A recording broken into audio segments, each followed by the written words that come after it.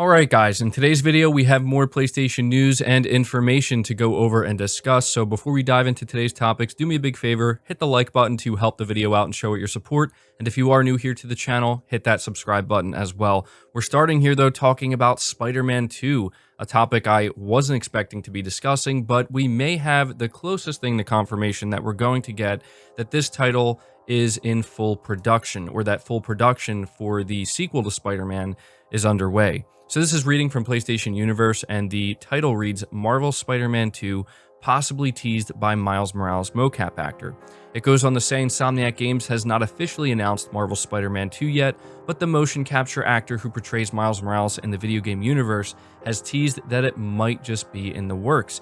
Interestingly enough, actor Najee Jeter quickly pulled the image off his Instagram page, which suggests he may have let the cat out of the bag too early. There wasn't much to see. It was simply a post of him in a mocap suit, but it's still worth speculating about nonetheless. And so, yeah, that's what I find interesting here, is that there are some individuals saying that, well, this could have been for a different project, but come on, let's be honest right now, it's more than likely that this was in regards to Spider-Man 2, and he certainly was not meant to post this image, because you may be thinking, well, what's the big deal? It's just him in a mocap suit. You have to understand that when we see things like this, it gives us a rough idea of the timeline, right? Of like how far in development a game really is. Again, we have to understand that there has been no official confirmation from Sony or Insomniac Games that Spider-Man 2 is currently in development, but it's one of these things where we don't need it, right? We know that Spider-Man 2 is coming. We know that this is easily going to be one of the biggest games to launch this generation for the PlayStation 5, and it's going to be a big title.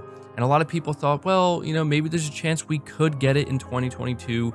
I don't think that's the case here. Looking at this image and seeing that he's in a mocap suit, it does tell you that full production is underway. It also lets you know that they're not at the very beginning of development, because if that was the case, they wouldn't currently be doing mocap. But it also doesn't signify that they're towards the end of development. I will say that it seems more often than not, mocap work will happen closer towards the end of a project or more towards the middle. It usually doesn't happen in the beginning at all, because they have to write the story, they have to get the framing, they have to do all that stuff before they can, you know, kind of put all the pieces together. So they have to create the individual pieces, and then they have to start putting them together. And that's kind of what I'm getting from this, is that I could see Spider-Man 2 being kind of like halfway in development right now, maybe a little bit past that halfway point. That's just pure speculation on my part, but that's why they want posts like this deleted, because they don't want to give anybody any indication exactly of how far along in development a game like Spider-Man 2 is.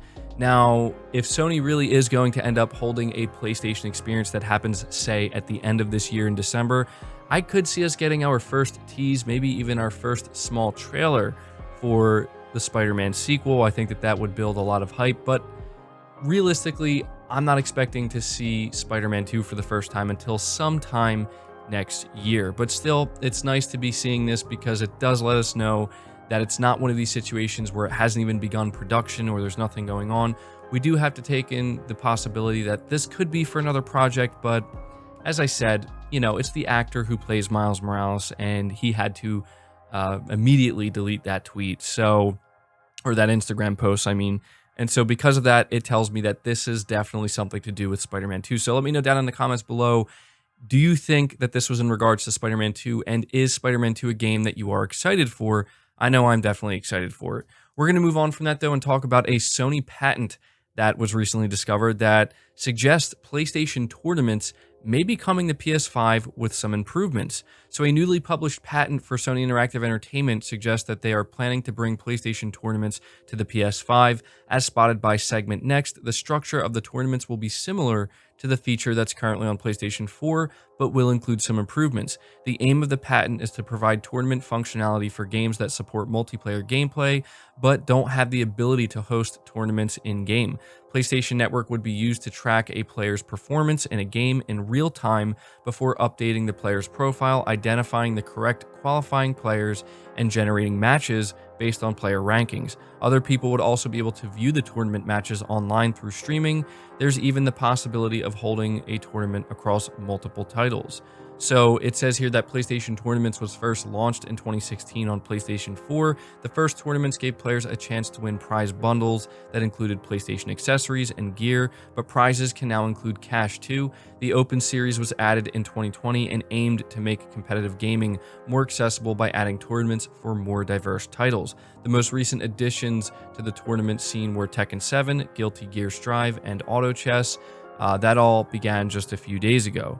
So it continues by saying this patent suggests the PS5 version would go a step further, allowing players, developers, and other third parties to host their own tournaments for both individual players and teams. At one end of the scale, people could set up small tournaments for their family and friends, and at the other end, it could allow event planners to run far larger tournaments with their own rules. So I thought that this was interesting. We saw that Sony had acquired Evo, and it's clear, in my opinion, that Sony is trying to get more serious about the competitive side of gaming. And as somebody who does play a fair amount of multiplayer titles, I do play some shooters, I do find this interesting. I'm hoping that this does actually turn out to be a thing we do end up getting. We have to understand it's currently just a patent, but it seems likely that this is something Sony's actually going to implement. There's really no reason why they wouldn't. And it does sound like it's going to offer some major improvements, with them bringing it to the PlayStation 5. And I like what they're doing here. It's something that I think has a lot of potential, and that's the key word here, potential. But we have to see how the execution is and how seamlessly it's going to be integrated into the PlayStation 5 and games. And so it will be interesting to see if this is something that third parties do end up kind of taking advantage of. So yeah, I'll keep you guys updated with this, but we're moving right along here and talking about Gran Turismo once again, because we have new racing peripherals that are being developed for it. So peripheral manufacturer Fnatic has announced its partnership with Polyphony Digital and PlayStation Studios to develop official Gran Turismo racing peripherals using advanced force feedback technology, with the aim to reduce the distinction between sim racing and real-world racing.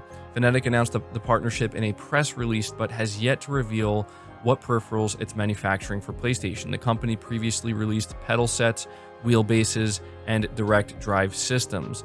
Fnatic claims that its partnership with leading automotive manufacturers and world-famous racing series have helped to increase awareness of sim racing, making it an integral part of modern motorsport. The company also praised the Gran Turismo series for pushing the limits. So I just wanted to take a moment to talk about this because it seems that many people are very much looking forward to GT7 next year, and we just talked recently about how it seems likely that there will end up being a beta for this, and this is definitely one of those titles where people who are into it, and a lot of people do buy these peripherals to play these games. And so I'm not too familiar with it, honestly, but maybe you can let me know down in the comments below if you are somebody who plays GT regularly, or if you are somebody who uses these type of peripherals. Let me know what this means for you and whether or not it's a big deal. It sounds like it kind of is. So yeah, it'll be interesting to see what peripherals they end up bringing out. But we're gonna continue right along here and talk about Demon's Souls Remake for just a moment and Bluepoint Games, because I just kind of want to let everybody know about this. It's something I came across and I watched it the other day. And it was actually a documentary from NoClip, which focused on Demon's Souls Remake for PlayStation 5. And there were a bunch of extensive interviews that were done with the developers of this game, including developers from Japan Studio.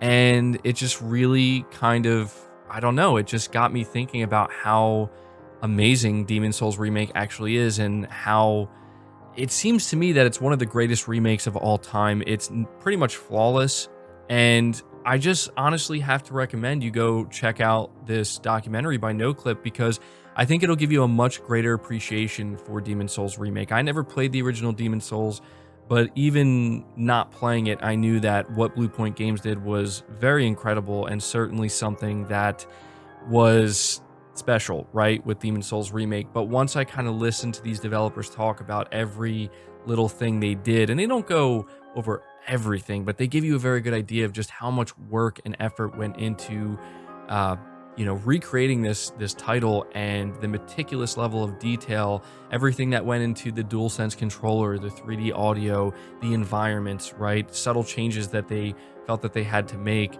things that they had to work incredibly hard to make sure, stayed the same. Stuff like this, it just really got me thinking about Bluepoint Games, how Sony is seemingly either has already acquired them or is about to acquire them, and how we know they're working on a new project. I cannot wait to see and find out what this next project is, because looking at what they did with Demon Souls, it's clear that whatever they do next, they're going to go even further than that. And that gets me incredibly excited. So just wanted to take a moment to let you guys know about that. But we're going to close out this video talking about some very interesting comments that Xbox's Phil Spencer made about the DualSense controller specifically, and how apparently Xbox might try to implement something like the DualSense technology into their controllers in the future. So Xbox head Phil Spencer has complimented PlayStation's DualSense controller and suggested that it might inspire Microsoft to add features of its own to its own controller. Microsoft stuck to a familiar design for its Xbox Series pads, only making minor changes to its design and under-the-hood improvements. In comparison, Sony opted to totally redesign its controller with new features such as haptic feedback and adaptive triggers. Speaking as part of the latest Kinda Funny Games cast, Spencer said that Xbox probably wouldn't release any major bespoke accessories such as a VR headset in the near future, but suggested that an updated controller was far more likely to happen. When I think about our hardware roadmap, and I really love the evolution of Liz Hammeren's team and the work they've done, he says we're definitely thinking about different kinds of devices that can bring more games to more places. There's probably some work that we'll do on the controller. I think Sony's done a nice job with their controller, and we kind of look at some of that and think there are things we should go do, but we're probably not in the more bespoke accessories place right now, he added. We just look at what happens on Windows and other places and see if there's a unique opportunity for us. Right now, I don't think there's anything that's obvious to me. Earlier this year, Microsoft used a customer experience survey to ask Xbox Series owners if they would like to see any PlayStation controller features made available for its consoles, asked specifically about the likelihood of Xbox getting into the VR and AR space with its own peripherals. Phil Spencer told Kinda Funny that this was not really something it was planning. So to me, that's not surprising. I think, Microsoft has made it pretty clear that at least in their gaming space, they're not pursuing that. But I do find this interesting because this is pretty much the second time we're hearing from Microsoft that they might be looking to implement some of the technology that is inside of the DualSense controller into their Xbox controllers in the future, which I think would be a great thing. And I've tried to explain this to a lot of Xbox fans because there still are those Xbox fans who, understandably so, if you haven't experienced it, believe that what you experience with the DualSense controller is just some extra vibration and it's really not that great. And, it's one of these things where you have to experience it firsthand, and you have to get the controller in your hands to know the type of difference it makes. And I honestly do hope, even as somebody who doesn't really play Xbox that much or use the Xbox controller, I hope it's something that Microsoft does do, because it really does make a difference. When it is used correctly and it is implemented correctly, it's something that can make a very big difference. And it's one of the best features that the PlayStation 5 offers, right? It's one of the best next-gen features, the DualSense controller and what it's capable of. So I think it would be a very wise decision for Phil Spencer to greenlight, updating their controllers and adding this into their controllers in the future. I think a lot of Xbox fans would actually really enjoy that, even if they don't know it yet. But that's going to do it for this video, guys. I hope you did enjoy it. I hope you did find it informative. Be sure to leave your thoughts down in the comments below. Again, leave the video a like, subscribe if you're new, hit the bell notification icon, and feel free to share this video out on top of all that. But until next time, guys, take care.